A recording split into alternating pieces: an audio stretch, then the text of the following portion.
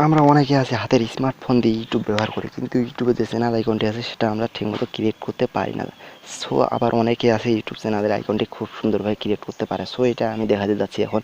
সো কীভাবে একটি লোগো খুব সুন্দরভাবে চ্যানেলের জন্য ক্রিয়েট করা যায়। সো এই ভিডিওটিকে যদি আপনারা মন দিয়ে দেখেন তাহলে এই ভিডিওটি আপনার জন্য খুবই ইউজফুল হবে আর খুবই হেল্পফুল হবে। সো এখন আমি যেই লোগোটা ক্রিয়েট করবো সেটা কোন অ্যাপস দিয়ে করতেছি। সো অ্যাপসটার নাম হচ্ছে পিক্সেল অ্যাপস। সো এটা আমি ডিসক্রিপশন বক্সে লিঙ্ক দিয়ে দেবো, আপনার কাছে যদি না থাকে তাহলে ওইখান থেকে এক ক্লিকে ডাউনলোড করতে পারবেন। সো এই ভিডিওটিকে দেখতে থাকুন, চলুন শুরু করি।